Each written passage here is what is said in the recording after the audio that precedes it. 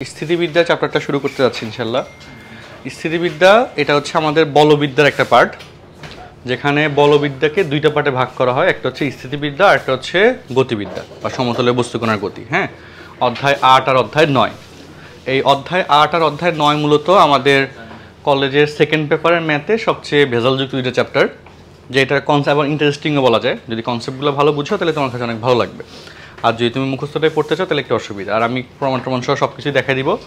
তো তোমাকে অবশ্যই ডেলির পড়াটা ডেলি একটু রেডি করে আসতে হবে, আর ভালো করে প্রিপারেশন নিয়ে আসতে হবে। হ্যাঁ, পড়ে আসতে হবে, তাইলে তোমার অধ্যায়টা নিয়ে কঠিন লাগবে না আর কি। তবে ওই লাইক ইন্টিগ্রেশন যেমন ভেজালযুক্ত মনে হয়েছে, সেরকমই দুইটা চ্যাপ্টার সেকেন্ড পেপারে, সেটা হচ্ছে স্থিতিবিদ্যা সমতলে বস্তুকণার গতি।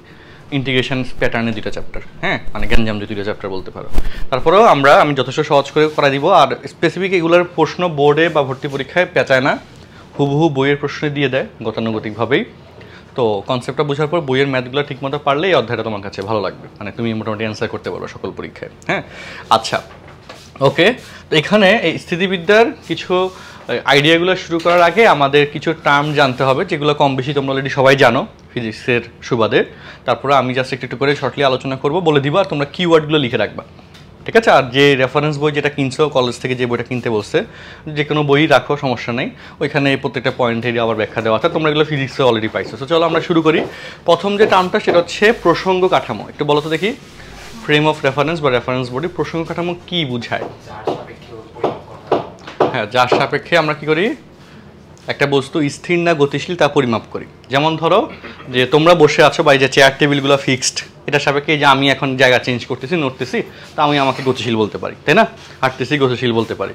বাট আমি যদি আমার দুইটা হাতের কথা বলি, কথাগুলো শোনো, এই হাত দুইটার সাপেক্ষে ধরো যে এই হাত দুইটাকে আমি সামনে পিছনে নিলাম, তাহলে একটা হাতের সাপেক্ষে আরেকটা হাত কি গতিশীল হবে না স্থিতিশীল হবে? বলো, এখানে একটা হাতের সাপেক্ষে আরেকটা হাত কি স্থিতিশীল হবে, তাই না? স্থির হবে, ঠিক কি না বলো? স্থির হবে। বাট ওই হাত দুটো যে নড়তেছে, সেটা কিন্তু তুমি দেখতেছো নড়তেছে, মানে তোমাদের সাপেক্ষে বা আমাদের এই জড় কাঠামোর সাপেক্ষে হাত দুইটা কিন্তু গতিশীল। বাট একটা হাতের সাপেক্ষে আরেকটা হাত কি এখানে স্থিতিশীল। যার সাপেক্ষে আমি হিসাবটা করতেছি যে এটা গতিশীল নাকি স্থিতিশীল, সেটাকেই প্রসঙ্গ কাঠামো বলা হয়। যার সাপেক্ষে আমরা বলতেছি যে এটা কি স্থিতিশীল না গতিশীল, সেটাকে কি বলা হয়? প্রসঙ্গ কাঠামো বলা হয়। আর সাধারণত প্রসঙ্গ কাঠামোগুলা ফিক্সড হয়। যেমন ধরো কোনো একটা বিল্ডিং বা কোনো একটা রোড বা কোনো একটা ফ্লাইওভার, হ্যাঁ, বা কোনো একটা গাছ, ওকে, এগুলোকে সাধারণত প্রসঙ্গ কাঠামো ধরা হয়, মানে এগুলা চেঞ্জ হয় না, তাই না? এগুলো স্থির থেকে যায়। আচ্ছা, তো আর স্থিতি ও গতি, এটার টার্মটা অলরেডি বললাম। স্থিতি মানে কি, আমরা যদি কোনো সময়ের সাপেক্ষে তার অবস্থান পরিবর্তন না হয় তাহলে সেটাকে বলা হয় কি? স্থিতি। আর যদি অবস্থান পরিবর্তন হয় তাহলে সেটাকে কি বলা হয়? গতি। আর বল কি বলো? আসলে যেখান দিয়ে বসো। বল হচ্ছে কি, যে যা প্রয়োগের কারণে একটা বস্তু, স্থিতিশীল বস্তু গতিশীল হয় বা হতে চায়, অথবা একটা গতিশীল বস্তু স্থির হতে চায় অথবা আরও গতিশীল হতে চায়, সেই জিনিসটাকে বলতেছি কি আমরা? বল। ঠিক আছে? হ্যাঁ, স্থিতিশীল বস্তু হয় গতিশীল হবে, আর গতিশীল বস্তু হয় স্থির হয়ে যাবে, আর না হলে আরও গতিশীল বেশি হবে, আরও বেশি গতিযুক্ত হবে, তাই না? তো এই যে ব্যাপারটা, সেটাকে বলতেছি কি আমরা? ফোর্স বা বল, তাই না? যার কারণে এই ঘটনাটা ঘটে বা এরকম ধর্মের পরিবর্তন হওয়ার সুযোগ হয়, সেইটাকে আমরা কি বলি বলো তো? বল বলি। তাহলে এগুলো তো আমরা অলরেডি ফিজিক্সে কিন্তু পড়ছি না?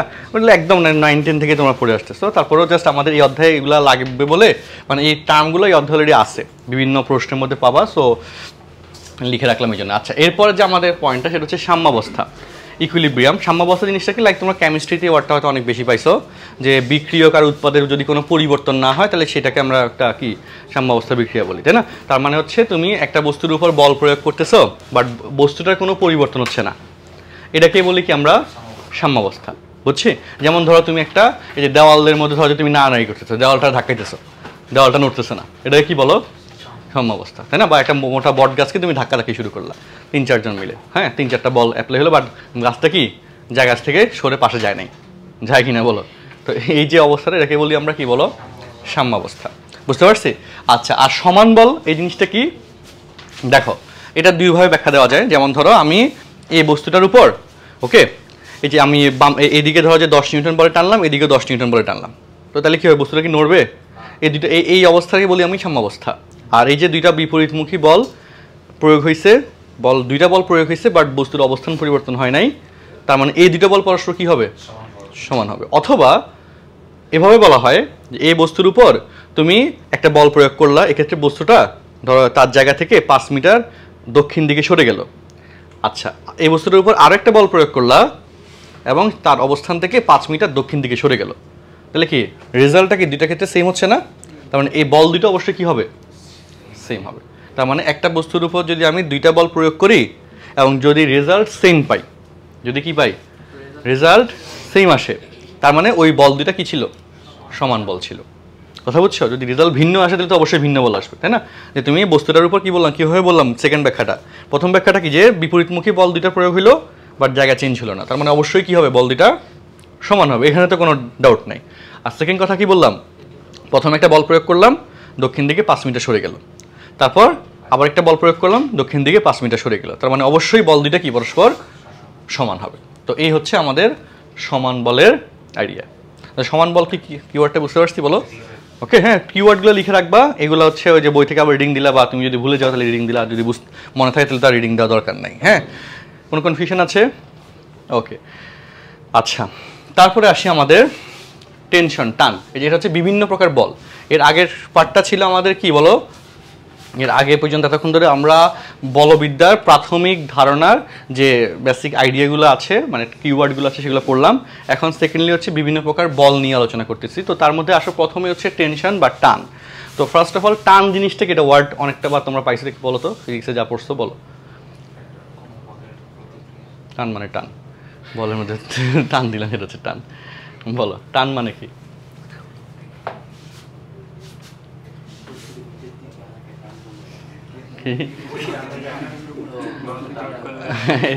একটা ছোট্ট ওয়ার্ড ব্যাখ্যা দিতে পারতেছি না। হ্যাঁ, আচ্ছা শোনো, আমি শর্টলি বলি। প্রথমত বলতে হবে যে টানের জন্য অবশ্যই একটা বস্তুর সাথে একটা দড়ি বা রশি বাঁধা থাকা লাগবে। তো একটা দড়ি বা রশি দিয়ে যদি একটা বস্তুকে বলো, একটা বস্তুর উপর বল প্রয়োগ করা হয়, এক্ষেত্রে বস্তু যে অবস্থানে পরিবর্তন হবে, যে বলের কারণে অবস্থানটা পরিবর্তন হলো, সেই বলটাকে আমরা টান বলতেছি।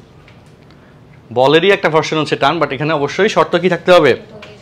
কোনো কিছু দ্বারা বাধা থাকতে হবে। আর যদি বাধা না থাকে তাহলে এর ক্ষেত্রে যদি বল অ্যাপ্লাই হয় তাহলে সেটাকে আমরা নর্মাল ফোর্স বলতেছি, আর একক ক্ষেত্রফলের উপর অ্যাপ্লাই হয় সেটাকে আমরা প্রেশার বলতেছি। বাট দড়ি দিয়ে যদি বাধা থাকে, তারপর যদি সেই দড়ির উপর আমি বল প্রয়োগ করে বস্তুর অবস্থান পাল্টাই, পরিবর্তন করি, তাহলে ওই বলটাকে আমরা কি বলি? টান বলি, তাই না? দড়ি না বেঁধে টান বলা যাবে? টান আসবে? ঘটনা বুঝছি বলো? সো এটা কিন্তু একটা ব্যাপার, ঠিক আছে? তো একদম সহজ ব্যাখ্যা, বাট এগুলোকে আসলে কঠিন করে পড়লে তো সমস্যা। কঠিন করে পড়তে না, একদম বলতে তো পারতে হবে, পারবে না? এবং এগুলো তো অনেকবার পাইছো। সো এই দেখো, এই যে বস্তুটা, এটাকে রশি দিয়ে এদিকে টানলা, বা এই যে একটা ব্লক, এটাকে রশি দিয়ে উপর দিকে টানলা, বা এই যে একটা বস্তু, এটাকে দুই দিকে টানলা রশি দিয়ে, এই কেসগুলো হচ্ছে আমাদের টানের এক্সাম্পল।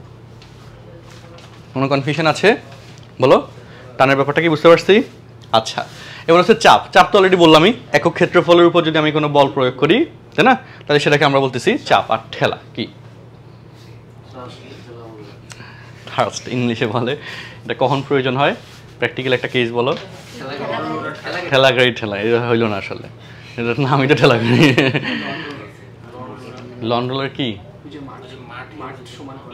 এটা কি ঠেলে ঠেলে করে? এটা তো একটা এক্সাম্পল ছিল যে হচ্ছে, হ্যাঁ, ঠেলার চেয়ে টানা সহজ। আচ্ছা, তারপর আর কি বলতে পারি? ঠেলার ব্যাখ্যাটা কি হবে? ঠেলা বলতে আমরা হ্যাঁ, অর্থাৎ এটার বেসিক প্রয়োগটা হচ্ছে এরকম যে, যেটা বেশিরভাগ সময় তোমরা যদি মানে সিনেমাতে দেখছিলা, ধরো যে কোনো একটা প্রাইভেট কার বা গাড়ি যদি বা বাস যদি অনেক দিন ধরে না চলে, তাহলে সেটা স্টার্ট দেওয়ার পরও দেখবো যে স্টার্ট নিচ্ছে না। এক্ষেত্রে হচ্ছে কি করে, ওই যে দেখো না সিনেমাতে কয়েকজন মিলে ধাক্কা দেয়, তাই না? ধাক্কা দেওয়ার পর স্টার্ট নেয়। তো এই ক্ষেত্রে ঠেলার প্রয়োজনটা পড়ে, ঠিক কি না বলো? যে যদি আমরা বল প্রয়োগ করার ক্ষেত্রে যদি একটা ধাক্কার অভাবে যদি বলটা কার্যকর না হয়, তাহলে যে ধাক্কাটা আমরা বস্তুর উপর দিই সেটাকে আমরা কি বলতেছি? ঠেলা বলতেছি, তাই না? এবং এটা মূলত ওই ক্ষেত্রগুলোতে বিভিন্ন বল প্রয়োগ, বলটাকে ফাংশনিং করার জন্য এই ধাক্কাটার প্রয়োজন। মানে একটা ধাক্কা যেটা প্রেশারের একটা ভার্সন বলতে পারো। হ্যাঁ, একক ক্ষেত্রফলের উপর যদি তুমি সে ধাক্কাটা হিসাব করো, বলটা হিসাব করো, তাহলে সেটা তো প্রেশার হয়ে গেল, চাপ হয়ে গেল, তাই না? তো একটা বস্তুর উপর তুমি যদি বস্তুটাকে গতিশীল করার জন্যে তুমি যদি বল প্রয়োগ করো বা ধাক্কা দাও, তাহলে ওই ধাক্কাটাকে আমরা কি বলতেছি? থ্রাস্ট বা ঠেলা বলতেছি, তাই না? তো এইটা কি, এখন এখানে তার অন্য কোনোভাবে ব্যাখ্যা দিয়ে তো আসলে লাভ নেই, যে জিনিসটা কি সেটা বোঝানো। ওকে, আচ্ছা, যাক গেল। তাহলে আমরা চাপ, থ্রাস্ট বা ঠেলা বুঝতে পারছি কি না বলো? তাই না? ঠেলাটার প্রয়োগটা কখন বলতো বললাম, একটা বস্তুকে গতিশীল করার জন্য, যে নর্মাল সিচুয়েশনে গতিশীল হচ্ছে না বা ইঞ্জিনটা স্টার্ট নিচ্ছে না, তখন কি গতিশীল করার জন্য আমরা যে ধাক্কাটা দিচ্ছি সেটাকে আমরা কি বলতেছি, ঠেলা বলতেছি। খুব সিম্পল টার্ম, কিন্তু আমরা ভুলে যাই কেন জানি। আচ্ছা, তারপর আসো ঘর্ষণ বল। বলো তো ঘর্ষণ বল কি, বলো দেখি। যেমন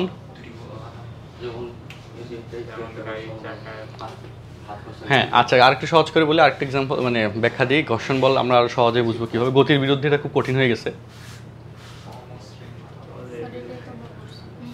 হ্যাঁ, এটা তারা কি বুঝছো আসলে? হ্যাঁ, এটা বলতে পারি যে দুইটা অমসৃণ তল, অমসৃণ তল ওয়ার্ডটাও এত কঠিন না করলেও বলা যাবে যে একটা তলের উপর যদি আরেকটা তল গতিশীল হয়, একটা তলের উপর কি যদি আরেকটা তল গতিশীল হয়, তখন এই দুই তল দ্বয়ের মধ্যে যে বলটা উৎপন্ন হয় সেটাকে বলা হয় ঘর্ষণ বল। ঘর্ষণ বলটা কার মধ্যে উৎপন্ন হয়? গতির বিরুদ্ধে বল। এটা অনেকে আসলে ওয়ার্ডটাই বুঝে না, বাংলা বুঝে না, খুব কঠিন বাংলা, তাই না? মুখস্থ করে করে আমরা অ্যান্সারগুলো লিখি সাধারণত। হ্যাঁ, বাট অ্যাকুরেট একদম সহজ করে জিনিসটা বোঝা দরকার। সহজ করে জিনিসটা কি বললাম বলো, যে দুইটা অমসৃণ তল বা দুইটা তলই বললাম, আমরা সাধারণত অমসৃণই বলা হয়। তল বলতে সাধারণত অমসৃণ তলই বোঝানো লাগে, কারণ মসৃণ তলে তো কখনো ঘর্ষণ থাকে না, তাই না? এবং মসৃণ তল নিয়ে আমাদের কোনো প্র্যাকটিক্যাল এক্সাম্পলও নেই। বলতে পারি যে আমরা তলের উপর যদি আমরা তেল দিয়ে দিই তাহলে সেটা মসৃণ হয়, তারপরে সেটা শতভাগ হয় না, ঠিক না? শতভাগ হয় হয় না। এটা হয়তো যদি টাইলসের উপর দিয়ে দাও তাহলে তোমার পাও যদি তেল দিয়ে দাও, তাই না করে এরপর দৌড় পুজিতে লাগাই দিলা, কে আগে এই পাশ থেকে ওই পাশে যেতে পারে, মানে হামাগুড়ি দিয়ে তলা চলা শুরু করবে, তাই না? মানে গড়ায় গড়ায় যাবে, দৌড়ায় দৌড়ায় যাবে না। আচ্ছা যাক, তো তাহলে এখানে কি বললাম, এখানে ঘর্ষণ বল। ঘর্ষণ বল হচ্ছে কি যে দুইটা তলের মধ্যে, দুইটা তল যদি পরস্পরের সাপেক্ষে গতিশীল থাকে তাহলে তল দুইটার মধ্যে যে বলটা উৎপন্ন হয়, তাই না, সেই বলটাকে আমরা বলি কি বলো, ঘর্ষণ বল। ওকে, যেমন ধরো এই যে এই বস্তুটাকে আমরা হচ্ছে এখান দিয়ে চলাচল করলাম, এই যে একটা সাউন্ড হয়েছে না, এটাই কিন্তু ঘর্ষণ বলের রেজাল্ট। যদি ঘর্ষণ বল না থাকে তাহলে এই সাউন্ডটা আসতো না। কথা বুঝছিস? ঘর্ষণ বলটা মেজার করতেছি সাউন্ডটা থেকে। কথা যে এবং এক্ষেত্রে যদি তুমি তেল দিয়ে দাও এবং যদি মসৃণ করে ফেলো তাহলে দেখবো যে এখানে কোনো সাউন্ড উৎপন্ন হয়নি, তাই না? ওকে, আর এই ঘর্ষণ বলের জন্য কিন্তু আমাদের কোনো ইঞ্জিনের দক্ষতা 100% কখনো হয় না, কারণ এখানে এই যে সাউন্ডটা উৎপন্ন হলো, যে শক্তিটা ব্যয় হইলো, এই শক্তিটা তো তুমি তো কাজে লাগাতে পারতেছো না, তাই না? তো এই জন্যে এই তখন আসলে কোনো ইঞ্জিনের দক্ষতায় আমরা 100% পাই না আসলে, এটার কারণে। আবার এটার জন্য ইঞ্জিনটা কিন্তু চলে, যদি এটা না থাকতো তাহলে ইঞ্জিনই চলতো না আসলে, আমরাও হাঁটতে পারতাম না, তাই না? এরকম না, এগুলো জানি সবাই। বল আকর্ষণ বিকর্ষণ বল কি? আকর্ষণ মানে আকর্ষণ। হ্যাঁ বলো, বল আকর্ষণ বল বিকর্ষণ বল কি? খুব সহজ।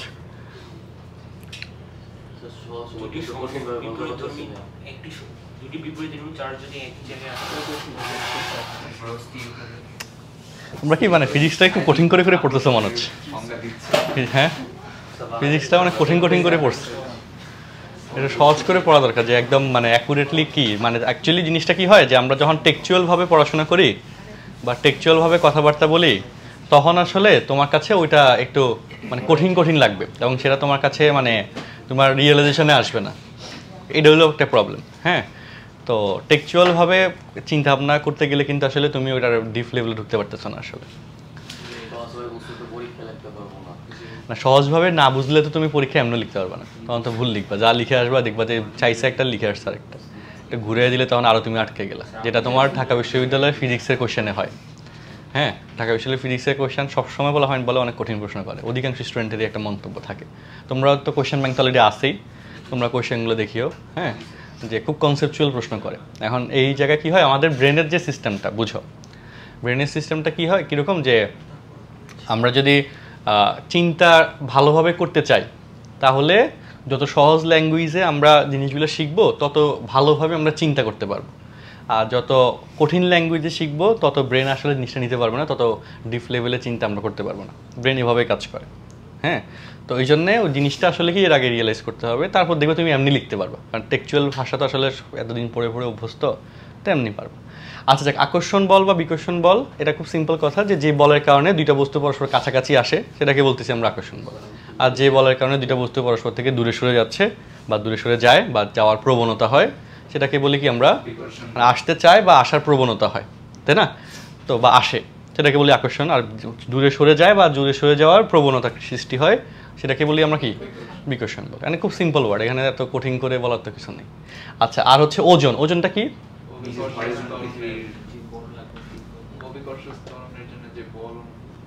ব্যাখ্যা বলো। হ্যাঁ, এটা তারা কি বুঝে আসলে?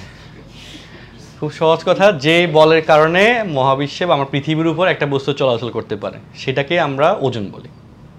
ওজন না থাকলে কেউ কি চলাচল করতে পারবে?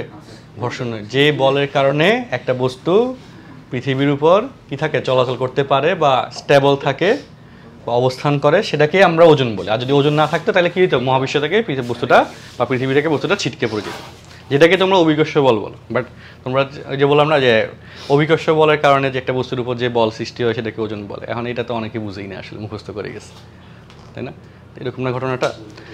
আচ্ছা যাক, তো একদম মানে অ্যাকুরেট ইনফরমেশনটা মানে একদম সহজ করে জিনিসটা শেখার চেষ্টা করতে হবে, যাতে তুমি বুঝতে পারো যে এটা হচ্ছে এটাই বোঝাচ্ছে। আচ্ছা, তাহলে ওজন কি বললাম বলো আবার?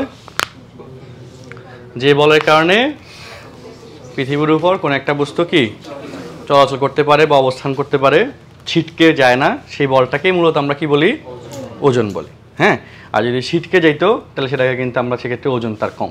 এটার ভালো এক্সাম্পল হচ্ছে একটা পালক। পালকটাকে তুমি যদি এখানে রেখে দাও, হ্যাঁ, হাতের উপর, কিছুক্ষণ পরে এটা উড়ে চলে যাবে না? ছিটকে যাচ্ছে না? কেন ছিটকে যাচ্ছে? জানো, একটা বাতাসের একটা ইয়ে ছিল, বাধা ছিল, বাতাসের ফ্লো আছে, তাই না? এবং সে যদি ওজন, তার সাথে যদি তুমি একটা পাথর আটকে দাও তাহলে কি সেটা ছিটকে যাচ্ছে? তাই না? তখন কি সেটা অবস্থান করতেছে না? তাহলে কি ওজনটা বাড়ার কারণে সে কি জায়গাটার মানে সে আর ছড়ে যেতে পারে নাই। তো ওইটাই কিন্তু আসলে আমাদের ওজন বলতেছে। কথা বুঝছো? আমাদের যদি ওজন অনেক মানে জিরোর কাছাকাছি হয়ে যেত তাহলে আমরা কিন্তু হাওয়ায় ভাসতাম, কিন্তু আমরা মহাবিশ্ব পৃথিবীতে থাকতাম না, হ্যাঁ, উড়ে যেতাম অন্যদিকে। বুঝতে পারছো? তাহলে এটাই কিন্তু আসলে মূল কিওয়ার্ডটা। আচ্ছা ওকে, তাহলে গেল, আমরা ওজনের ওয়ার্ডটা বুঝলাম। কোনো সমস্যা আছে ওজনটা ওয়ার্ডটা নিয়ে? ওকে, ডান। এরপর আসি আমাদের, তাহলে লিখছি কিনা কিওয়ার্ডগুলো? লিখছো তো সবাই? হ্যাঁ, কিওয়ার্ডগুলো কিন্তু এগুলা তোমার ওই লাগবে, ওই কথাগুলো, পয়েন্টগুলো প্রত্যেকটা কোশ্চেনে কম বেশি আছে। আচ্ছা, তো স্থিতিবিদ্যায় ব্যবহৃত ত্রিভুজ সংক্রান্ত কয়েকটা সংজ্ঞা, কয়েকটা জিনিস আছে এখানে। প্রথমত হচ্ছে ভরকেন্দ্র। সেটা হচ্ছে কি, যে ত্রিভুজের মধ্যমাগুলার ছেদবিন্দু, এটাকে বলা হয় কি, ভরকেন্দ্র, তাই না? এটা জানি না অলরেডি। আচ্ছা, অন্তকেন্দ্র। অন্তকেন্দ্র হচ্ছে অন্তবৃত্তের যে কেন্দ্র, একটা ত্রিভুজে অন্তবৃত্ত যদি আঁকি তাহলে অন্তবৃত্তের যে কেন্দ্র সেটাকে বলা হয় কি, অন্তকেন্দ্র, তাই না? আর অন্তবৃত্তটা আঁকা হয় কিভাবে, কোণের সমদ্বিখণ্ডক ধরে, তাই না? অন্তবৃত্ত আঁকা হয় কিভাবে, কোণের সমদ্বিখণ্ডক ধরে। আর পরিবৃত্তটা আঁকি আমরা বাহুর সমদ্বিখণ্ডক ধরে, তাই না? আর লম্ব কেন্দ্রটা আঁকে কিভাবে, শীর্ষ থেকে বিপরীত বাহুর উপর লম্ব, দুইটা লম্বের ছেদবিন্দু হচ্ছে কি লম্ব কেন্দ্র বলা হয়। আচ্ছা, তাহলে অন্তকেন্দ্র লিখছি। অন্তকেন্দ্র হচ্ছে কি, অন্তবৃত্তের কেন্দ্র। আর সেটা আসে কেমনে, কোণের সমদ্বিখণ্ডক, তাই না? কিওয়ার্ড লিখে রাখো ছোট করে, এগুলো তো ভুলে যাবে আসলে। কোণের সমদ্বিখণ্ডক, অন্তকেন্দ্র। এটা এই অন্তকেন্দ্র রিলেটেড প্রশ্ন বইতে আছে, এই অধ্যায়ে অনেকগুলো আছে। 8.1-এ আছে, 2-তে আছে, 3-তেও আছে। হ্যাঁ, সো অন্তকেন্দ্র ওয়ার্ডটা তো তোমার তখন লাগবে। কোণের সমদ্বিখণ্ডক হচ্ছে কি, অন্তকেন্দ্র। লেখা শেষ করো। ভরকেন্দ্র কি, গুলোর ছেদবিন্দু। অন্তকেন্দ্র হচ্ছে কোণের সমদ্বিখণ্ডকের ছেদবিন্দু। কোণের সমদ্বিখণ্ডকের কি, ছেদবিন্দু। ভরকেন্দ্র হচ্ছে মধ্যমাগুলির ছেদবিন্দু। অন্তকেন্দ্র হচ্ছে কোণের সমদ্বিখণ্ডকের কি, ছেদবিন্দু। আচ্ছা, ওকে। তারপর হচ্ছে পরিকেন্দ্র। হচ্ছে পরিকেন্দ্র কি বললাম, পরিবৃত্তের কেন্দ্র বলা হয়, সেটা হচ্ছে বাহুর সমদ্বিখণ্ডকের ছেদবিন্দু। বাহুর সমদ্বিখণ্ডকের ছেদবিন্দু। আর লম্ব কেন্দ্র হচ্ছে শীর্ষ হতে বিপরীত বাহুর উপর অঙ্কিত লম্বের ছেদবিন্দু। লিখে রাখো।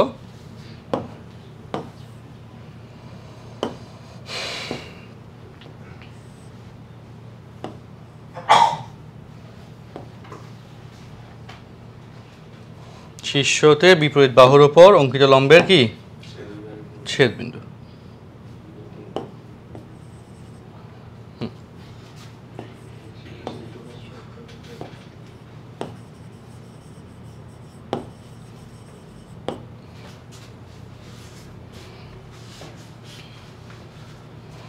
বুঝছি, বলো কোন সমস্যা আছে এটা নিয়ে? লিখছো?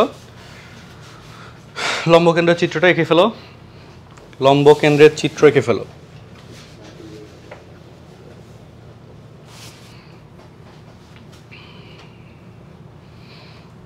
তোমাদের ইনশাল্লাহ কালকে তো ক্লাস নিচ্ছি, আর যেহেতু কলেজগুলোর কোনো খোলার নাম দিছো নাই আসলে, তো তোমাদের রবিবার দিনও ক্লাস নিব এই সপ্তাহে। রবিবার দিন, মঙ্গলবার দিন যদি গ্যাঞ্জাম না থাকে তাহলে ক্লাস নিব। হ্যাঁ, কারণ সামনে আবার বন্ধ হয়ে যেতে পারে যদি আন্দোলন কিছু আসে। তোমরা কি আন্দোলনে গেছো নি কেউ? তোমরা গেছো? হ্যাঁ, গেছিলা? আচ্ছা যাক, এখন যদি কয়েক মানে স্কুল কলেজগুলো খুললে, ভার্সিটি হলগুলো খুললে আবার একটা গ্যাঞ্জাম হওয়ার সম্ভাবনা আছে। এই জন্য দেখো না খুলতেছে না আসলে, ডেট বাড়াচ্ছে। তো গ্যাঞ্জাম হলে তো আর যে স্টুডেন্টগুলো মারছে না, এতগুলো পোলাপাইন মারছে, এটা বিচারের বিচার। হ্যাঁ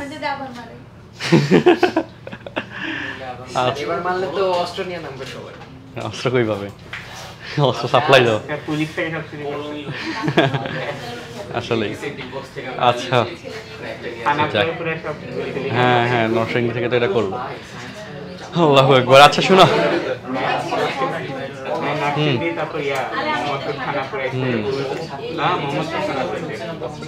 আচ্ছা যাক, যা হোক, এখন কথা বুঝছো তো বলো। তো আমরা এখন এই শোনো, এখন যেহেতু পরিস্থিতি মোটামুটি কারফিউর মধ্যে ঠান্ডা আছে, তাই না? কারফিউ তো শিথিল করে নির্দিষ্ট টাইমে। আজকে তো মনে হয় 8টা থেকে শিথিল করছে। হ্যাঁ 8টা থেকে 5টা, তাহলে এর মধ্যে হ্যাঁ হ্যাঁ আমার কাছে কিছু ইনফরমেশন থাকে, আমি জানি। আমি 8:30 থেকে দিচ্ছি আজকে।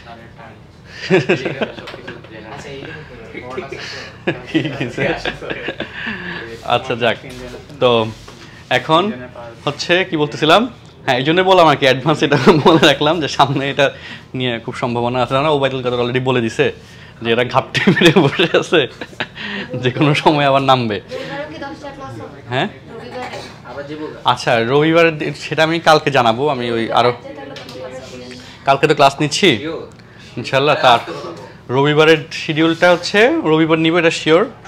সোমবার নিব না, আবার রবি মঙ্গল 2 দিন নিতে পারি আর কি। কারণ হ্যাঁ আমাদের ধরো এটা ব্যাকআপ ক্লাস ধরে নিতে পারো, যে আগের সপ্তাহগুলোতে যে ক্লাস নিই নেই, নেওয়ার সুযোগ হয় না সেটার জন্যে, বুঝছি। হ্যাঁ, তো সেটা হচ্ছে আমি ওই টাইমটা তোমাদের সাথে কথা বলে আমি দিয়ে দিই, কালকে জানাবো, বুঝছো। আমার আরও কয়েকটা ব্যাচ আছে যে। আচ্ছা, তবে রবিবার আমি যেটা আমার কনফার্ম যেটা, সেটা হচ্ছে আমি দুপুরবেলা দিতে পারি, 2:30 থেকে 4টা, এই টাইমটা আমার খালি আছে রবিবার। এটা দেওয়ার সম্ভাবনাই সবচেয়ে বেশি।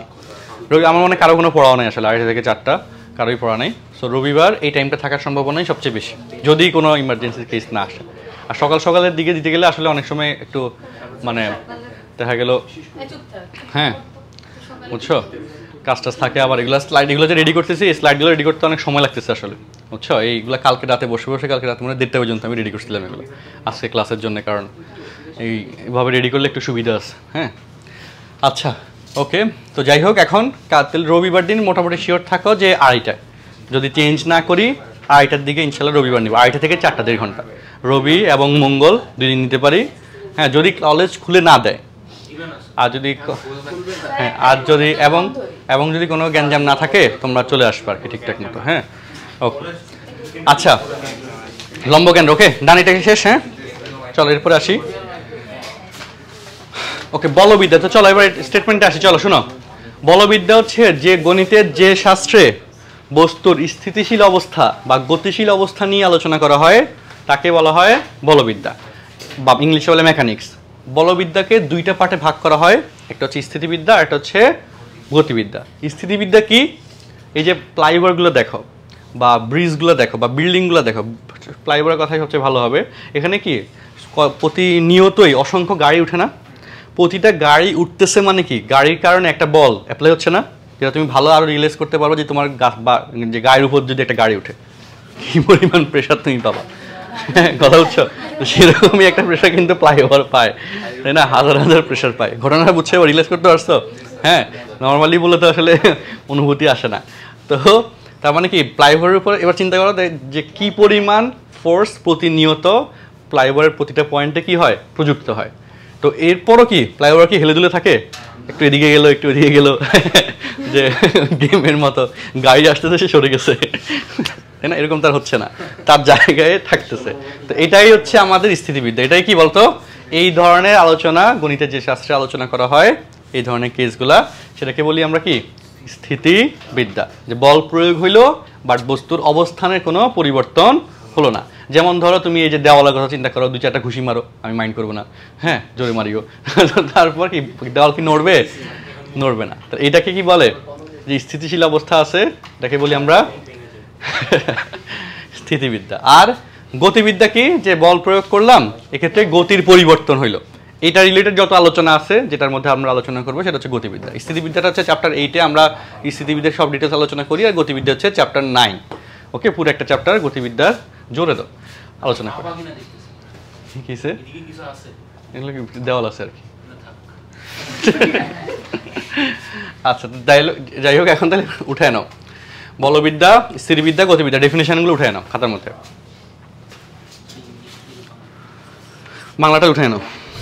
আমাদের এই ইংলিশ ভার্সনের ব্যাচ শুরু হয়েছে যে, এই জন্য স্লাইডগুলো একসাথে ওইভাবে আপডেট করা হয়েছে, বুঝছো? সিদ্ধেশ্বরীতে যে ব্যাচ করাচ্ছি যে ওইটা ইংলিশ ভার্সনের ব্যাচ ওরা ডিরেক্ট শুরু করছে। স্যার আপনি করাচ্ছেন? হ্যাঁ। তোমরা যখন ইঞ্জিনিয়ারিং নিয়ে পড়বা যারা ইউনিভার্সিটিতে, ইঞ্জিনিয়ারিংয়ের পুরো ভার্সিটি লাইফ জুড়ে কিন্তু সব কিছু ইংলিশ না। আমাদের যে ভার্সিটি লাইফটা গেছে 4 বছরের জায়গায় 6 বছর গেছে আসলে, বুঝছে? এবং পাবলিক ভার্সিটিতে ভর্তি হলে এটা শিওর থাকো 6 বছর 6.5 বছর লাগবে, 4 বছরের কোর্স শুরু হইতে। হ্যাঁ, আমাদের সাথে যারা বুয়েটে ভর্তি হয়েছে এদের 6.5 বছর লাগছে। এটার কারণ হচ্ছে এরকম না যে স্টুডেন্টরা ফেল করে, এটা কারণ হচ্ছে ইন্টারনাল অনেক আন্দোলন থাকে। এখন যে আন্দোলনের কারণে ভার্সিটি দেখো না সব পিছিয়ে গেছে। আবার এভাবে বিভিন্ন আন্দোলনে কি হয়, যে সেমিস্টারের টাইমটা জাস্ট টাইমে না হয়ে পরে হয়, আস্তে আস্তে কোর্সের মেয়াদ বাড়ে। হ্যাঁ, তো ওইখানে যতগুলো আমাদের ভাইবা সেশন গেছে, প্রতিটা সেমিস্টারে তোমরা যখন উঠবা দেখবা যে ল্যাব ভাইবা থাকবে 4টা করে, 4টা ল্যাব ভাইবা। সেই ভাইবাগুলো সব কোয়েশ্চেন টিচাররা ইংলিশে প্রশ্ন করবে, তোমাকেও অ্যান্সার ইংলিশে দিতে হবে। সেকেন্ডলি হচ্ছে তোমার অনেকগুলো প্রেজেন্টেশন থাকবে, এগুলো সব তোমাকে ইংলিশে ডেলিভার করতে হবে। এরপর যত প্রশ্ন হবে পরীক্ষায়, যত কিছু তুমি লিখবা অ্যান্সার স্ক্রিপ্টে পরীক্ষার হলে, সব ইংলিশে। অ্যান্ড টিচাররা যা পড়তে দিবে তাও সব ইংলিশে, বুঝছো? তো এখানে ল্যাঙ্গুয়েজ একটা ব্যারিয়ার আছে আসলে, যেটা ধরো বাংলা ভার্সন থেকে স্টুডেন্টরা যখন যায় তখন আসলে বেশ একটু বেগ পাইতে হয়। হ্যাঁ, আর ন্যাশনালে যদি পড়ো, ন্যাশনালে পড়ার সুযোগ হইলে, দুর্ভাগ্য হইলে, সেখানে আবার সব বাংলা। হ্যাঁ, ওইখানে সব বই বাংলায়, বুঝছো? ওইখানে ইংলিশ বই কোনো কিছুই নাই।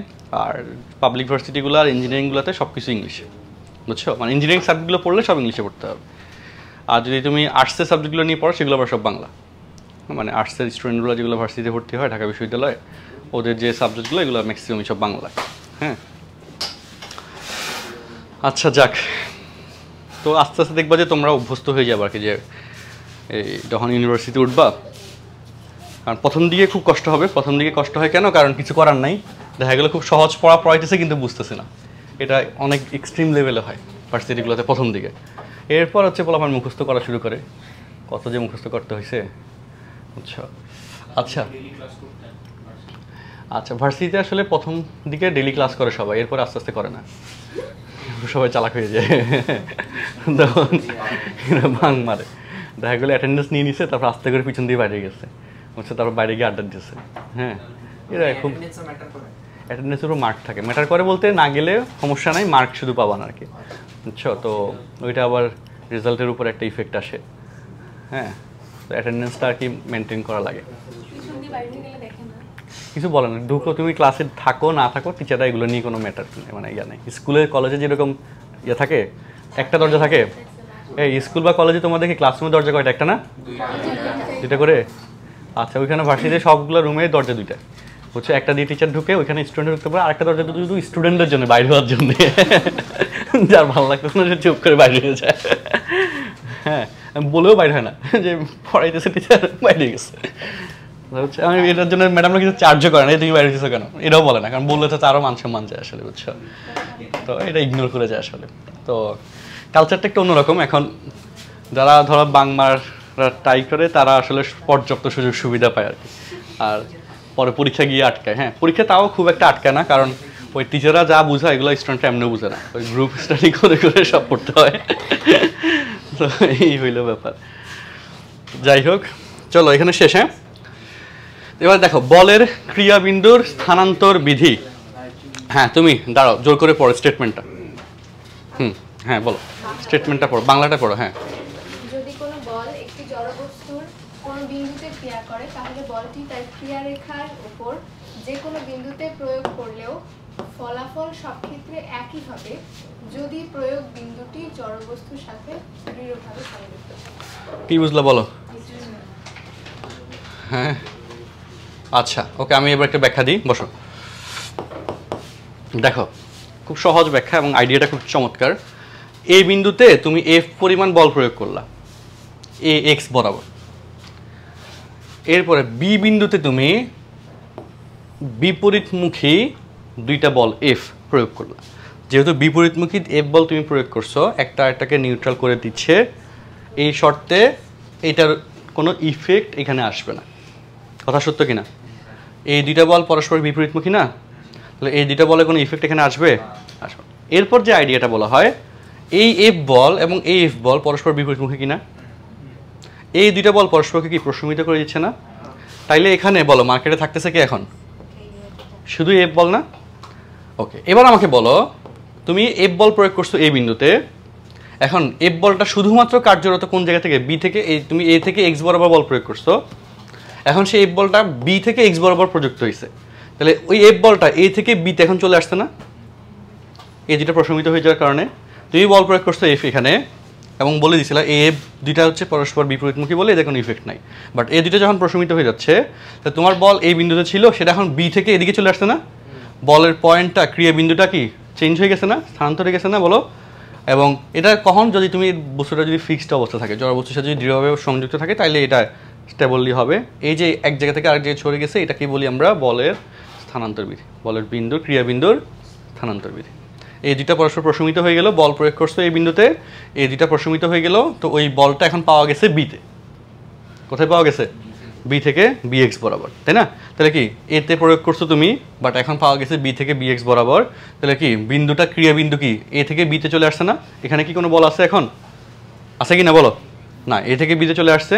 এই যে বলের বিন্দু মুভ করছে, সেটাকে বলে ক্রিয়া বিন্দুর কি স্থানান্তর বিধি। বুঝছি না বুঝি নাই বলো?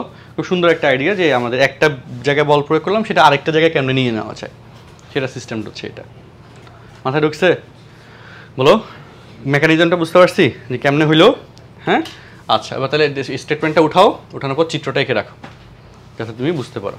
চিত্র এঁকে যদি পারো, যদি একটা নোট লিখে ইচ্ছা থাকে, নোট লিখে রাখতে পারো, যাতে তোমার মনে থাকে যে আসলে কীভাবে হ্যাঁ বলটা শিফট হয়েছে।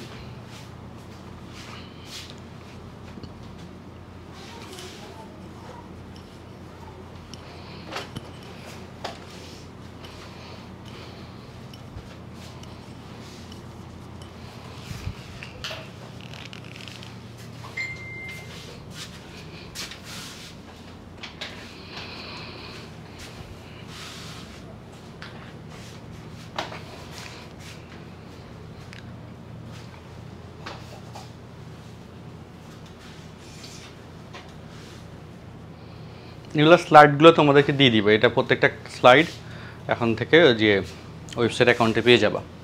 আচ্ছা, এটা স্লো আছে একটু এখন ইন্টারনেটের জন্য, কিন্তু ঢোকা যাচ্ছে মনে হয়।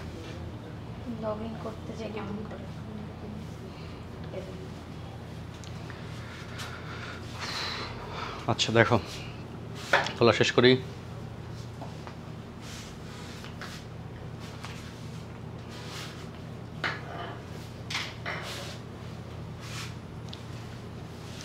তাহলে কীভাবে ক্রিয়াবিন্দু স্থানান্তর হচ্ছে সেটা কি বুঝছি? হ্যাঁ, যে এ এক্স বরাবর প্রথমে আমি বলটা প্রয়োগ করলাম, এরপর ওই ক্রিয়ারেখার উপরে নির্দিষ্ট একটা বিন্দু বিতে আমি বিপরীতমুখী দুইটা এফ বল প্রয়োগ করলাম। ওকে, এবং এই এফ বল দুইটা, এই দুইটা এফ বল পরস্পরকে প্রশমিত করে দিলে শুধুমাত্র এই এফ বলটা থাকতেছে। তার মানে বল তুমি প্রয়োগ করছো এতে, যেহেতু আবারও বলি এই এফ দুইটা পরস্পর বিপরীতমুখী ছিল, সো এই দুইটার কিন্তু ইফেক্ট আমরা আছে বলে এটা বলা যাবে না, যাবে এটা পরস্পর কি নিউট্রালাইজড ফোর্স বলতে পারো, প্রশমিত হয়ে গেল এই দুইটা বল, তাই না? বাট আমরা কি করলাম? প্রশমিত করলাম এই দুইটাকে। তাহলে এখন আমি বল প্রয়োগ করলাম এতে, বাট এখন সেই বলটা বিতে চলে গেছে, বি থেকে বি এক্স বরাবর আসছে, এই দুইটা কিন্তু এখন নিউট্রাল হয়ে গেছে। তো এই যে এতে বল প্রয়োগ করে বি বিন্দুতে বল তে বলটা চলে আসলো, বি এক্স বরাবর ক্রিয়ারত হইলো, এই যে স্থানান্তর হয়ে গেল, এটাকে কি বলতেছি? বলের ক্রিয়াবিন্দুর স্থানান্তর বিধি। ঠিক আছে? হ্যাঁ, বুঝছো না বুঝো না বলো? এই ওয়ার্ডগুলো আমরা পাবো আর কি, আমাদের ব্যাখ্যা এই আইডিয়াগুলোতে লাগবে। এই জিনিসগুলো যখন ম্যাথ করব তখন এই কনসেপ্টগুলো লাগে। আচ্ছা, তাহলে আমাদের এই আইডিয়া শেষ, লেখা শেষ। নেক্সটে যাই তাহলে, চলো।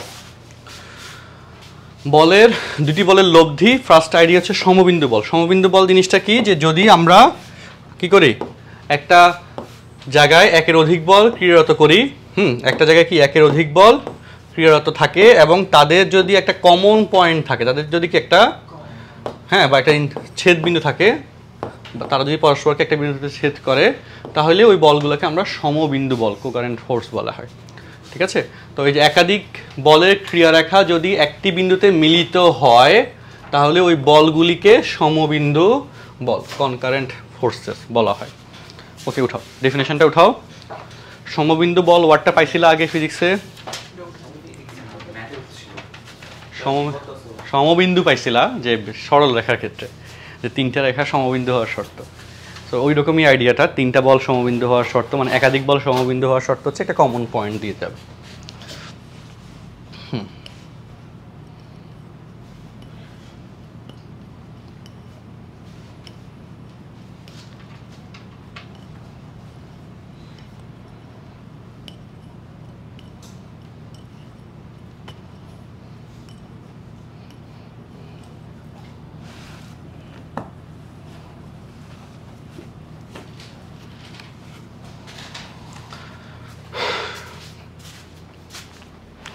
তাহলে তোমাদের প্রবলেম বুক 3-তে কনিক আর স্থিতিবিদ্যায় দুইটা চ্যাপ্টারের আলোচনা।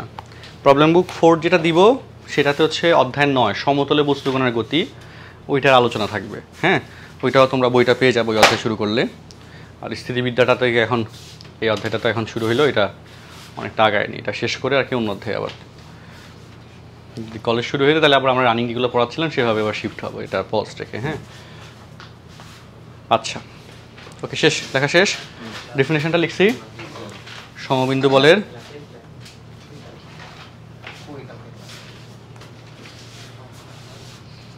লেখা শেষ। আচ্ছা, নেক্সটে গেলাম।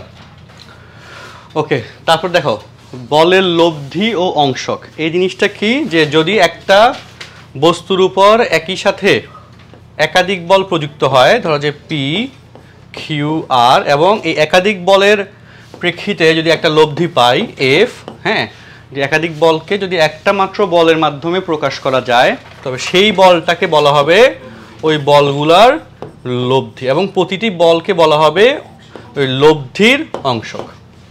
কার অংশক? লব্ধির অংশক বা উপাংশ।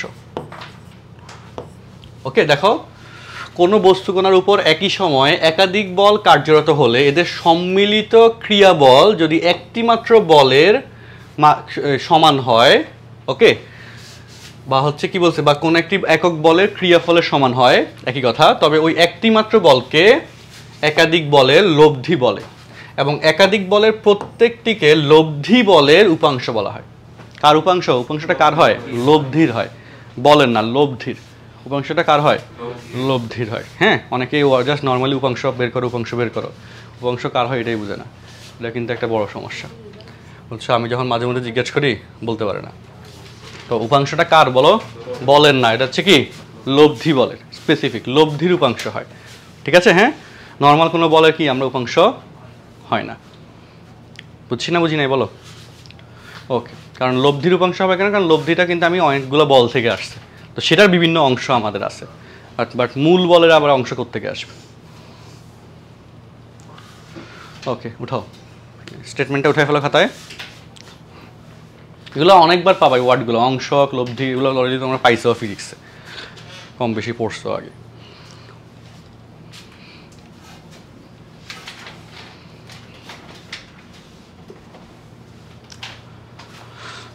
ফিজিক্সে তোমরা কোন বইটা মেনলি পড়ো?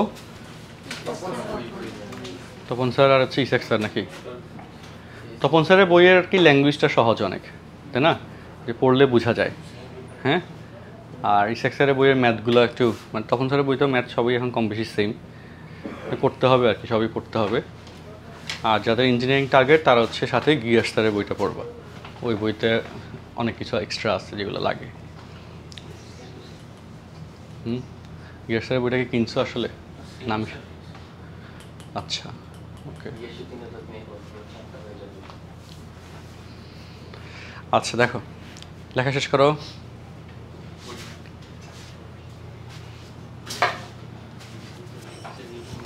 লব্ধি লেখা শেষ, ডেফিনিশনটা লিখছো।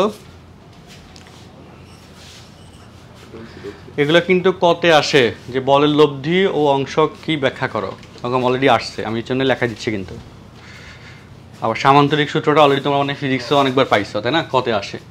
সো এগুলা এই জন্য কিন্তু লিখতে বলা হচ্ছে। ওকে, লিখলে রিডিং পড়লে তখন দেখা গেল পরীক্ষা হলে হুবহু লিখতে না পারলেও গুছিয়ে লিখে আসতে পারবা, কারণ হুবহু তো লেখা আসলে কঠিন হয়ে যাবে, তাই না, মুখস্থ করাটা কঠিন। কিন্তু গুছিয়ে লিখে আসতে পারলেও দেখা যাবে তুমি নাম্বার পাইতেছো। হ্যাঁ, আচ্ছা নেক্সটে যাই, লেখা শেষ। নেক্সটে গেলাম। দেখো বলের সামান্তরিক সূত্র। তো বলের সামান্তরিক সূত্র এই আইডিয়াটা কি, যে একটা বিন্দুতে যদি, হ্যাঁ, একটা বিন্দুতে যদি আমি দুইটা বল প্রয়োগ করি, একটা বিন্দুতে যদি কি বলো দুইটা বল প্রয়োগ করা হয়, তবে সেই দুইটা বলকে নিয়ে যদি একটা সামান্তরিক অঙ্কন করা হয়, তাহলে ওই সামান্তরিকের কর্ণ বরাবর, হ্যাঁ, যে রেখাটা পাওয়া যাবে সেটাকে ওই বল দুইটার লব্ধি বলা হবে, এবং যে দিকে যাবে সেটা হচ্ছে ওই লব্ধির দিক বলা হবে, তাই না, যে ওই বল দুটির লব্ধি সামান্তরিকের কর্ণ বরাবর নির্দেশিত হয়। এটি তো সামান্তরিকের সূত্রটা, যে কোনো কণার উপর একই সময় ক্রিয়ারত দুটি বল একটি সামান্তরিকের দুটি সন্নিহিত বাহু দ্বারা মানে ও দিকে সূচিত করা হলে এদের লব্ধির মান ও দিক সামান্তরিকের ওই সন্নিহিত বাহু দুটির ছেদবিন্দুগামী কর্ণ দ্বারা সূচিত হবে। ওই কর্ণটা নির্দেশ করবে লব্ধির মান ও দিক। যেখানে লব্ধির যে এখানে যে ইনফরমেশন পাবো যে আর স্কোয়ার ইকুয়াল টু পাচ্ছি কি বলতো, আর ইকুয়াল টু যেটা পাবো root over square plus Q square plus 2 Q P Q cos alpha, এরকম না। এবং এখানে আমি বলে দিলাম যে P greater than Q. Okay, তো এই জায়গায় শর্ত আছে 2-3টা ইনফরমেশন এমসিকিউর জন্য। আলফা ইকুয়াল টু 0 ডিগ্রি হলে সবাই তোমরা জানো R max equal to P plus Q. Alpha equal to 90 degree হলে R equal to normal P square root over P square plus Q square, and alpha equal two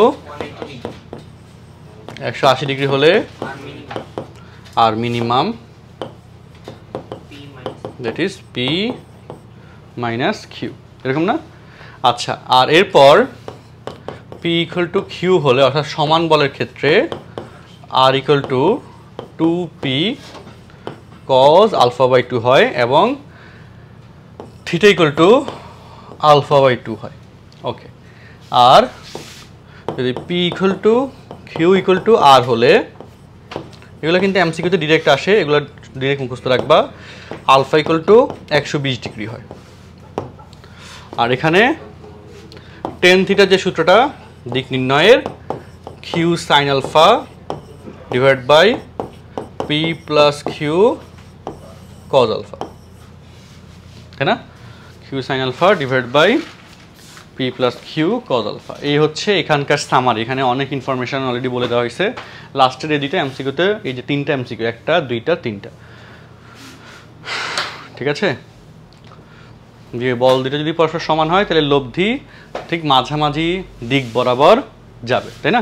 যে ধরো সালিশ বসলো, একটা পক্ষ বেশি শক্তিশালী আর একটা পক্ষ কম শক্তিশালী, তাহলে যে সালিশ করতেছে সে কী করবে, যে বেশি শক্তিশালী তার দিকে তো কথা বলবে, মানে তো মাইর পড়বে, তাই না।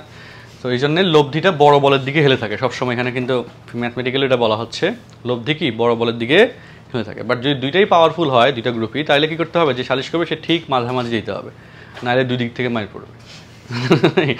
তখন যে পি ইকুয়াল টু কিউ হইলে এই জন্য theta equal to alpha by 2 হচ্ছে।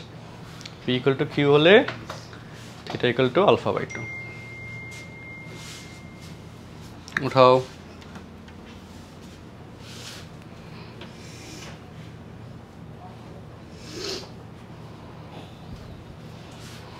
কোনো সমস্যা আছে?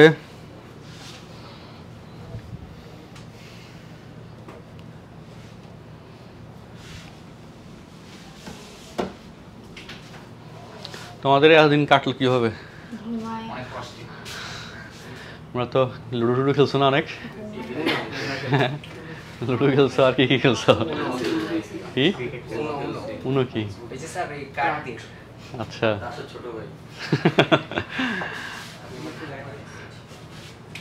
না আসলে সবাই পুরো বন্দী হয়ে গেছিল।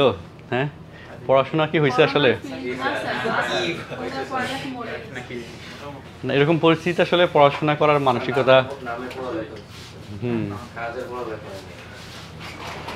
হ্যাঁ এটাই আসলে সমস্যা।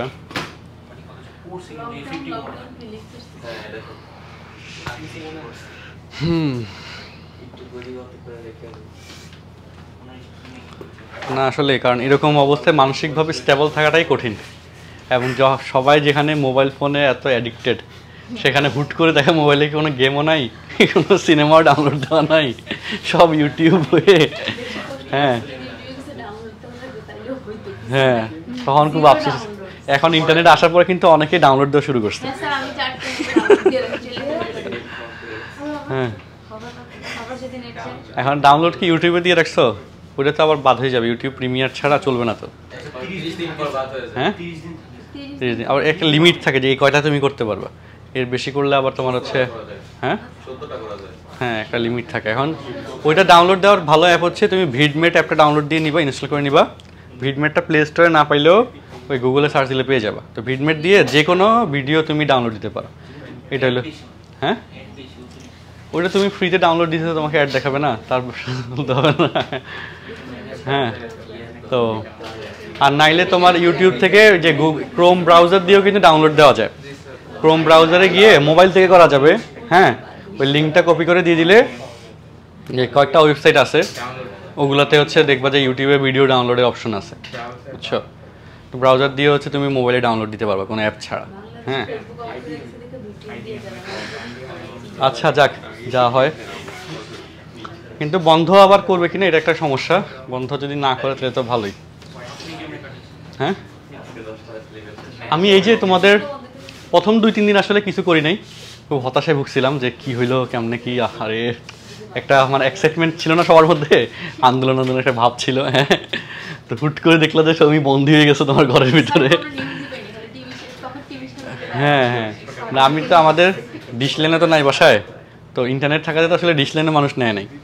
তো পরে পেপার দিয়ে পেপার পড়ে পড়ে আসলে নিউজ এমন এরকম হয়েছে আমি 2টা করে পেপার কিনতেছি, 2 কোম্পানির পেপার কিনে হচ্ছে দেখতেছি। আর পেপারে দেখা গেল 10 মিনিটে পেপার একটা পড়া শেষ। তো এই আরেকটা বিরক্তিকর অবস্থা। আচ্ছা লাভ কি? আচ্ছা যাক যা হোক। এখন তবে আমার মাঝে মধ্যে ওই যে বিজয় সরণির ওই ওভারব্রিজটার উপরে গিয়ে উঠতাম, দেখতাম যে সেনাবাহিনীগুলো মানুষকে দৌড়াইতেছে। এরপর ওভারব্রিজে যারা আমরা দাঁড়াইতাম ওদের পিছনে আবার আসতো, এই নামের এরকম করে সবাই নামে যেত দৌড় দিয়ে।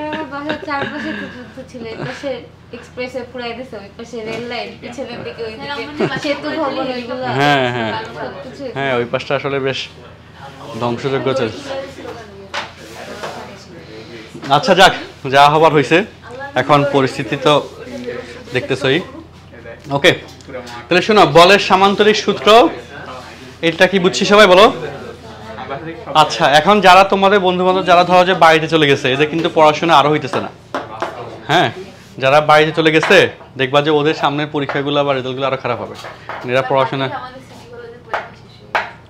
হ্যাঁ এটা ভালো হয়েছে, কারণ ওদের কিন্তু পড়ার প্রপার ট্র্যাকেও নাই। আর কলেজ শুরু হলে কি হবে, যদি টাইম নিয়ে যেটা একটা অসুবিধা আছে তখন দেখবা টিচাররা তাড়াহুড়া করে কলেজ থেকে সিলেবাস শেষ করে দিচ্ছে, এরপর অর্ধবার্ষিক যে প্রি টেস্ট পরীক্ষা হয়ে যাবে, টেস্ট চলে আসবে নিমেষের মধ্যে, দেখবো যে এই ক্ষেত্রে আন্দোলন করে কোনো লাভ হবে না। আর এটা রেগুলারলি ঘটছে, এরকম কয়েকবার ঘটছে, এটা দেখলাম, এটা নিয়ে আলাদা করে আগে বলে রাখলাম আর কি। হ্যাঁ তো গুছিয়ে পড়াটা শেষ করে ফেলতে হবে, যা যা পড়ছো সিলেবাস আগে ফেলতে হবে। আচ্ছা শুনো, ওকে এটা লেখা শেষ। তাহলে এখানে সামান্তরিকের যে কেসগুলো তোমরা এই ক্যালকুলেশন শিখছিল সেগুলো অলরেডি ওকে। তো আমরা এবার আমাদের বইতে যাব, আসো প্র্যাকটিস প্রবলেমে যাই।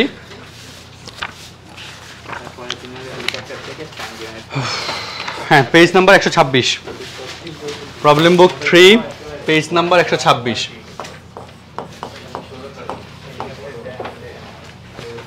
আসো 126 পৃষ্ঠায় আসি, বই খোলো, পেজ নাম্বার 126। বইটা নিয়ে আসতে হবে প্রত্যেকদিন, এই যতদিন ক্লাস করাবো এই অধ্যায়ের। পেজ 126, ওকে। তো 126 পৃষ্ঠার 1 নম্বর কোশ্চেন করে ফেলো, এটা অলরেডি পারবা, করে অ্যান্সারটা মিলানোর চেষ্টা করো।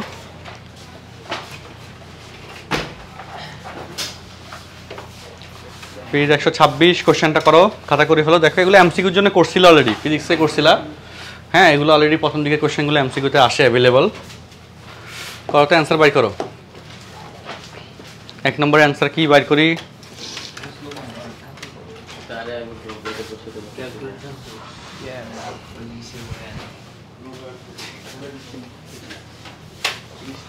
এক নম্বরের ক্ষেত্রে লব্ধি r equal to 8 square 2 × 8 × 3 × cos 60 কত আসে বের করো দেখি। এগুলো এমসিকিউ তাই না? √97 হয় না? √97 কত আসে? √97। হ্যাঁ, 2 নম্বরটা ট্রাই করো, কোশ্চেন নাম্বার 2। 2 ক্ষেত্রে অ্যান্সার কত আসে দেখো তো। এবং এই যে 1 পৃষ্ঠা পরে কিন্তু অ্যান্সারগুলো দেওয়া আছে, মানে অ্যান্সার কিগুলো লেখা আছে। ওকে, উত্তরমালা পাঠ। 2 নম্বরটা করো খাতার মধ্যে দ্রুত। এগুলো এমসিকিউ আসবে এবং দ্রুত, এবং অলরেডি তোমরা ফিজিক্সেও কিন্তু অলরেডি অনেকবার অ্যান্সার মনে দিছো এই কোয়েশ্চেন্সগুলোর। অ্যান্সার করো, খাতা করো।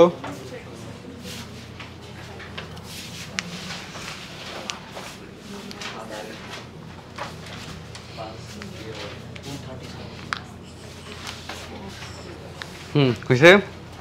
বুঝছো কি না বলো? আচ্ছা, চলো 7 নম্বরে যাই। এই বাকিগুলো মাঝখানেগুলো এগুলো করছি অলরেডি, এগুলো বাড়ির কাছে থাকবে, করে ফেলবো বাসায়। 7 নম্বর এগুলো কিন্তু অলরেডি এমসিকিউতে আসছে, দেখো আগেরগুলা পাশে লেখা আছে, বইয়ের পাশে লেখা আছে কতবার যে আসছে। তো দেখো, 2টি সমান বল একটি কণার উপর ক্রিয়ারত, এদের লব্ধির বর্গ বল দুটির গুণফলের 3 গুণের সমান হলে বল দুটির অন্তর্ভুক্ত কোণ নির্ণয় করে। দেখো অনেকবার কিন্তু এমসিকিউতে আসছে। ওকে, তো এটা কতেও যদি আসে, ওই যে চট্টগ্রাম বোর্ড 19-এ সম্ভাব্য কতে আসছিল। তো লিখবে এভাবে, সলভ করবো। লিখো কোশ্চেনটা, ধরি বলদ্বয়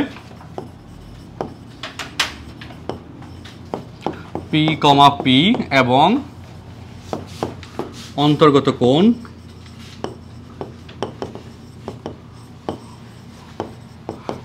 আলফা, লব্ধি আর। তো প্রশ্ন মতে লব্ধির বর্গ বলদ্বয়ের গুণফলের 3 গুণের সমান। আর স্কোয়ার মানে হচ্ছে P square plus P square 2 × p of cos alpha equal to 3p square. 2p square plus 2p square। তোমাদের কি অন্য প্রাইভেটগুলো শুরু হয়েছে? আজকে শুরু হচ্ছে।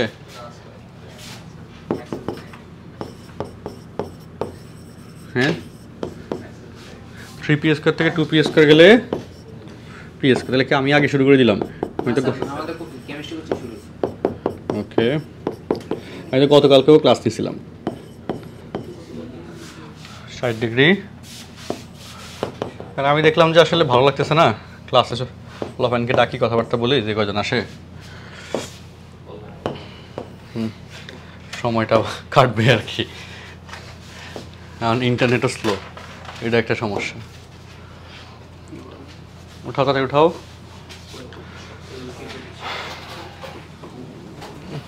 এটা কোশ্চেন তো বইতে কোশ্চেন তো তোলা লাগতেছে, এটা সলভটা শেষ করে হলো তুলে।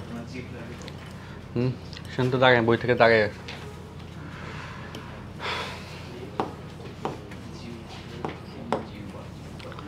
কোনো সমস্যা আছে এটা নিয়ে?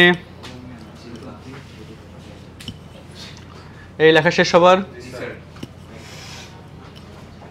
ওকে, আচ্ছা এই টাইপের কোয়েশ্চেন তোমরা তো মনে আগে করছো।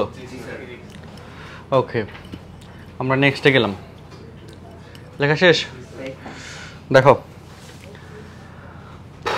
ওকে এরপরে আসো 7 নম্বর। 2 আলফা কোণে ক্রিয়ারত বল দুটি সমান বলের লব্ধি 2 বিটা কোণে ক্রিয়ারত বল দুটির লব্ধির দ্বিগুণ হলে প্রমাণ করো যে cos alpha equal to 2 cos beta. এটাও সৃজনশীলের কতে আসে, এটাও সৃজনশীলের ক এর স্ট্যান্ডার্ড প্রশ্ন এবং সহজ প্রশ্ন। বুঝছো, সহজ প্রশ্ন। ওকে, যাই হোক, তো চল আমরা শুরু করি।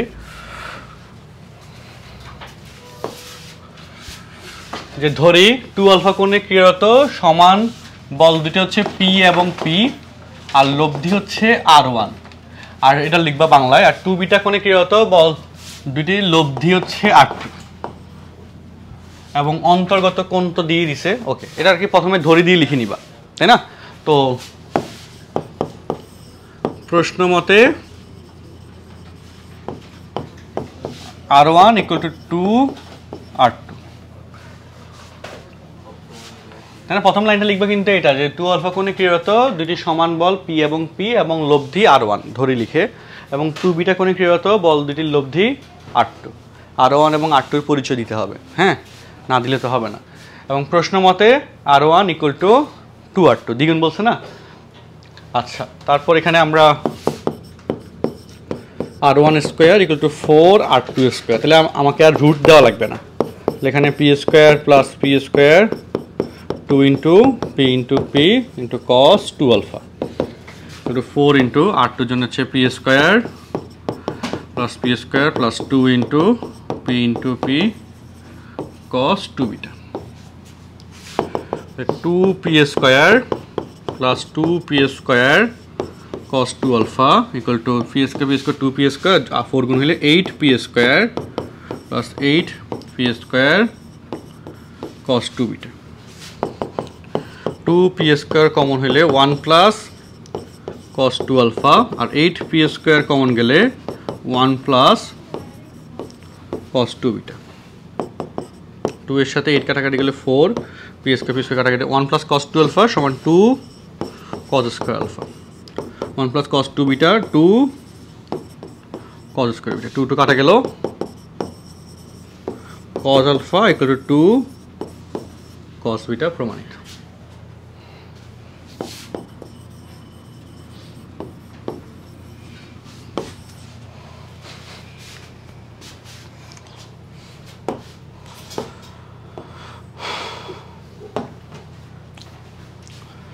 আট নম্বর সলভড। কোন সমস্যা আছে?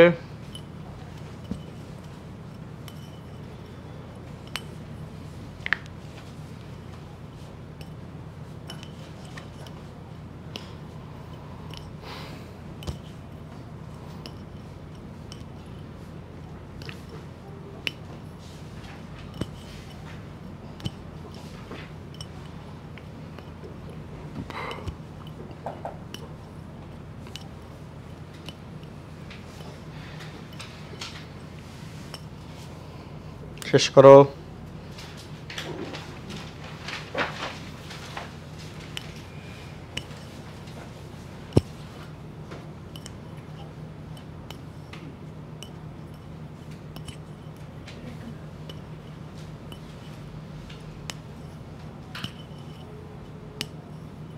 শেষ, হ্যাঁ? তো এবার দেখো, হ্যাঁ 9 নম্বর প্রশ্নটা, দুটি বল সমকোণে ক্রিয়া করলে লব্ধি এত। তো বল যদি তুমি পি এবং কিউ নাও, তাহলে লব্ধি এটা মানে হচ্ছে √, P square plus Q square equal to হচ্ছে 2√13, এবং বৃহত্তম লব্ধি মানে P plus Q equal to হচ্ছে 10। বল দুটি 120 ডিগ্রি কোণে ক্রিয়া করলে লব্ধি কত হবে? তার মানে প্রথম দুইটা শর্ত থেকে পি এবং কিউ বের করতে হবে, তাই না? আর এরপরে কি করব, সেই পি এবং কিউ যদি পেয়ে যাও তাহলে লাস্টে গিয়ে সেটা ইউজ করলে হয়ে গেল, বুঝছি? বা 2pq বের করলে হবে, কারণ এখানে তো যে P square plus Q square মান তো তুমি ওইখানে ডিরেক্ট ইউজ করতে পারবে। তো 2pq বা pq এর মান বের করলে হইলো। সো এটা বইতে দাগায় রাখো, এটা SW থাকবে। আচ্ছা, এরপর 10 নম্বর দেখো, একটি বিন্দুতে কার্যরত পি এবং কিউ মানের বল দুটির লব্ধি মান আর, কিউ বলকে দ্বিগুণ করলে আর দ্বিগুণ হয়, আবার কিউ বিপরীতমুখী হলেও আর এর মান দ্বিগুণ হয়। প্রমাণ করো যে, ওকে এই শর্তটা। তো চলো আমি একটু চিত্রটা দেখাই, দেখো সবাই। ওকে, পি আর হচ্ছে কিউ। আচ্ছা, তো চলো কি বললাম, পি এবং কিউ তাদের লব্ধি হচ্ছে আর। তো তারপর কি বললো এখানে, পি কে দ্বিগুণ করলে মানে কিউ কে দ্বিগুণ করলে লব্ধিও কি হয়, দ্বিগুণ হয়।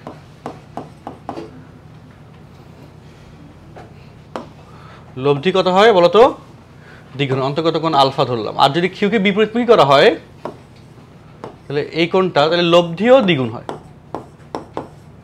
তাহলে এটা হবে 180 মাইনাস আলফা, তাই না? অন্তর্গত কোণ হিসেব করলে এটা হয় না, টোটালটা তো 180 ডিগ্রি, উপরেরটা আলফা, তাহলে নিচেরটা কি হবে 180 মাইনাস আলফা। তো তিনটা শর্ত এখানে আসছে। ওকে, তো তিনটা শর্তের মধ্যে প্রথম ক্ষেত্রে P square plus Q square 2pq cos alpha equal to হচ্ছে আর স্কোয়ার, এরকম না? তাহলে ইকুয়েশন নাম্বার 1। দ্বিতীয় ক্ষেত্রে হচ্ছে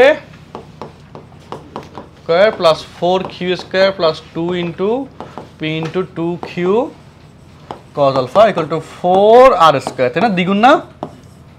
নাম্বার 2। আর তৃতীয় ক্ষেত্রে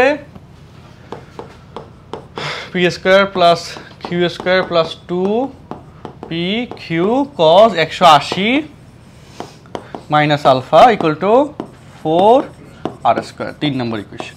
এই তিনটে ইকুয়েশন থেকে ক্যালকুলেশন করে অনুপাতের মাধ্যমে p/q/r ইকুয়াল টু এটা বের হবে। সো সেটা তোমাদের বাড়ির কাজ থাকবে, যদি না পারো আমি করে দিব নেক্সট দিন, বাট পারলে হচ্ছে মেসেঞ্জার গ্রুপে দেখালে ছবি তুলে দিয়ে দিও, তাহলে যারা আটকে যাবে তারা করে ফেলতে পারবে। ওকে, আর নাইলে কালকে করে আনবার কাছে। তাহলে এগুলো শর্ত উঠে নাও, এটা বাড়ির কাজ থাকবে এরপরটুকু, বুঝছি? হ্যাঁ, এই তিনটা সমীকরণ থেকে তিনটা অনুপাত আনবা, এটা একটু বাসায় বসে বসে কিন্তু চিন্তা ভাবনা করে করবা। তিনটা সমীকরণ থেকে কি আনতে হবে, তিনটা অনুপাত আনতে হবে। তোমাকে বুঝছো কথাটা? তিনটা সমীকরণ থেকে কি করতে হবে, তিনটা পি কিউ আর এর অনুপাত আনতে হবে। কারণ এটা আসলে তোমার একটু মানে ক্যালকুলেশন বাসায় করে করে দেখো, বিয়োগ টিয়োগ করে চলক রাশি দুইটা করে এনে এনে কাজ করার চেষ্টা করবো, ঠিক আছে? আর যদি অন্য নিয়মে পারো করার চেষ্টা করবো, যেভাবে হয়। ওকে, উঠে নাও।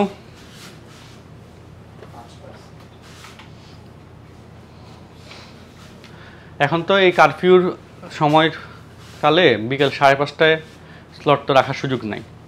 হ্যাঁ, যাওয়ার সময় সেনাবাহিনী ধরবে না, নানা রকমের সমস্যা। এখন ওই জন্যে ওই দিনের বেলা ধরে ধরে আমি সন্ধ্যার দিকে সব ব্যাচে এখন দিনের বেলা নিয়ে আসছি।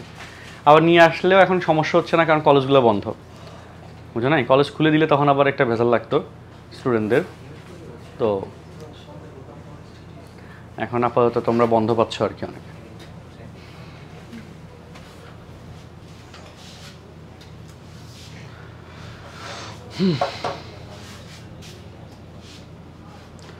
আর মানসিকভাবে স্টেবল থাকার জন্যে বাধ্যতামূলক যেটা করবা সেটা হচ্ছে নামাজ কালাম ঠিকঠাক মতো পড়বা। ওকে, সকালবেলা একটু তাড়াতাড়ি উঠে যাবা, রাতের বেলা তাড়াতাড়ি ঘুমানোর চেষ্টা করবা। তাইলে দেখবা যে পড়াশোনার জন্য একটু মানসিক স্টেবল তুমি একটু থাকতে পারতেছো না। আর নিউজ টিউজ একটু কম দেখবা। হ্যাঁ, এই জায়গায় এটা হয়েছে, ওই জায়গায় এটা হয়েছে। সো এইসব নিউজ একটু কম দেখাটা আসলে জরুরি। নিউজ বেশি দেখলে তোমার মনে হবে যে আরে আমিও যাই, বা একটা মানে ভাব চলে আসবে, হ্যাঁ এক্সাইটমেন্ট আসবে, তখন দেখা গেল টানা টানা তুমি বাইরে হয়ে গেছো প্রাইভেটের নাম দিয়া। তো এরপর দেখলা যে মানে এরপর নিজেকে হসপিটালে আবিষ্কার করবা, তাই না? যে তুমি জ্ঞান হারা অবস্থা ছিল, তুমি হসপিটালে চলে গেছে, তো বলো যে আমি কোথায়। চারপাশে এরা কারা? হ্যাঁ, তো যাই হোক, এই জন্য একটু সাবধানে থাকা লাগবে আর কি। আচ্ছা ভাই চলো, তো এটা গেল 1 নাম্বার। তো 2 নাম্বার সিরিজে দেখো, বেশি করাবো না, আর 1-2 অঙ্ক করাবো আজকে। আর এই দেখো 2-এর 1, দুইটি সমবিন্দু বলের বৃহত্তম বল ধরলাম পি এবং কিউ, বৃহত্তম লব্ধি 8 আর ক্ষুদ্রতম লব্ধি 2। ওকে, বলদ্বয়ের মধ্যবর্তী কোণ যখন 60 ডিগ্রি, তখন এদের লব্ধির মান কত হবে? সো সিম্পল, যোগ করলে 2p = 10, p = কত? 5, আর বিয়োগ করলে 2q = 6, q = 3।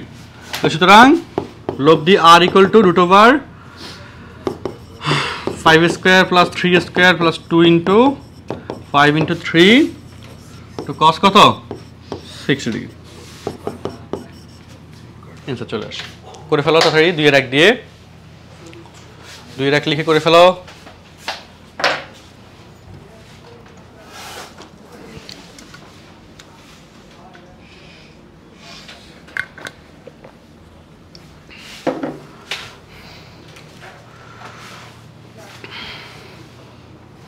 দুইয়ের 1 তুলে ফেলো খাতায়।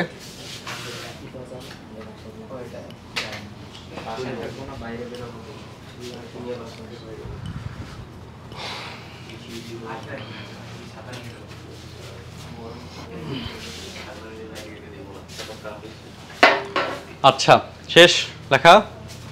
কত আসছে? আর মান কত আসছে? 7। এটা তো এমসিকিউতে আসবে, এটা কি কোশ্চেন এরকম? একদম সহজ প্রশ্ন। আচ্ছা, এর পরেরটা আবার সিকিউতে আসে, এটা 4 মার্কের জন্য আসে। 2 নম্বরটা বেশ ভালো কোশ্চেন, এবং এটা মাত্র যেটা করাইছিলাম ওই কোশ্চেনটাই, শুধু চলক দেওয়া আছে। মাত্র যেটা করাইছি একই কোশ্চেন, শুধু চলক দেওয়া। সো এই জন্য এটা আগেরটা করাই দিয়েছি যাতে তুমি বুঝতে পারো।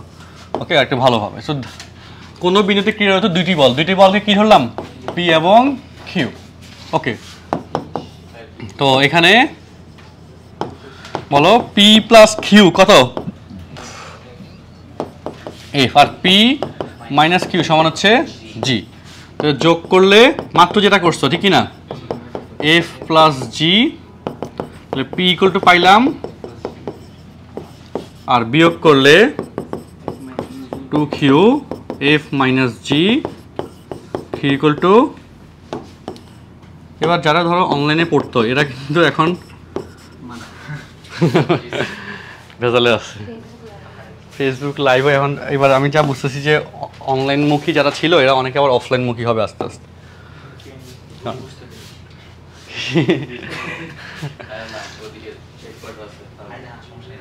আচ্ছা, তাহলে সুতরাং লব্ধি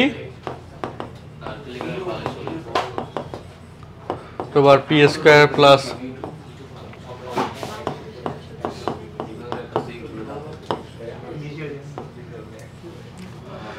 আচ্ছা চলো, তাহলে পি স্কোয়ার মানে কি? এফ প্লাস জি বাই 2 কথা হলো না, whole square. Q square F minus G by 2 whole square plus 2 into P F plus G by 2 into Q F minus G by 2 into cos alpha to the power half. Okay, এত বড় root না দিয়ে power half দিয়ে দিলাম।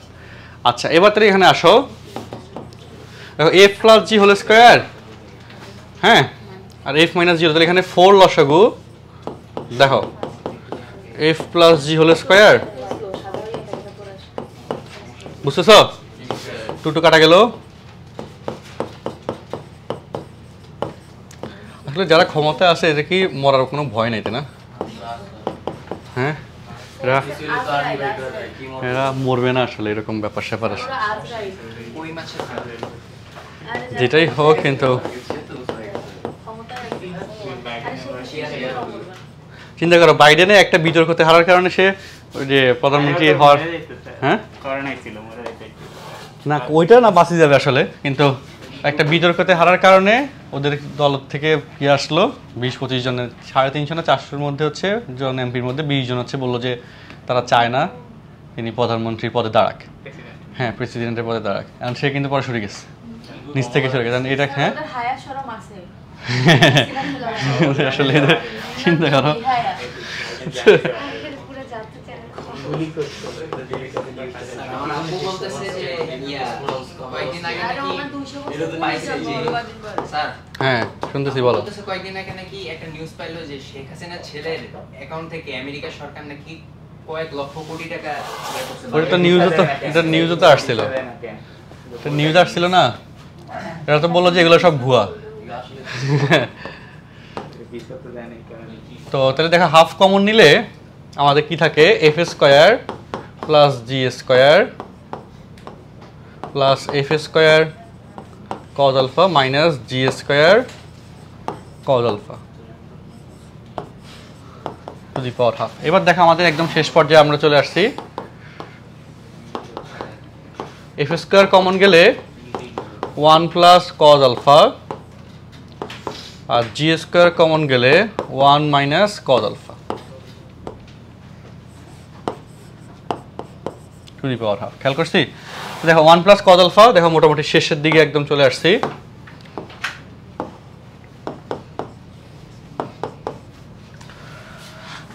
1 F square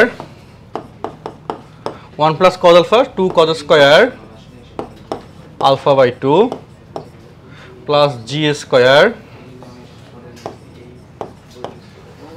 1 minus cos alpha 2 sine square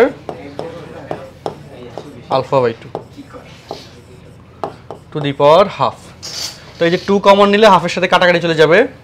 হ্যাঁ, তাহলে কি থাকে, F square cos square alpha by 2 plus G square sine square alpha by 2 to the power half. প্রমাণিত।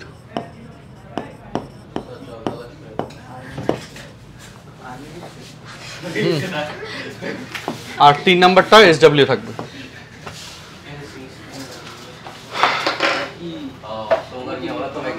বুঝছি। এই তোমরা কি নিয়মটা বুঝছো? বলো। তো তাইলে আমাদের আজকের মতো ক্লাস একাডের শেষ। এই 2 পর্যন্ত 1 আর 2 এর এখানে 1 এর মধ্যে 10টা অঙ্ক, 2 এর মধ্যে 3টা, 13টা অঙ্ক আজকে এখানে করাইলাম। আর অনেকগুলো কনসেপ্ট করানো হয়েছে।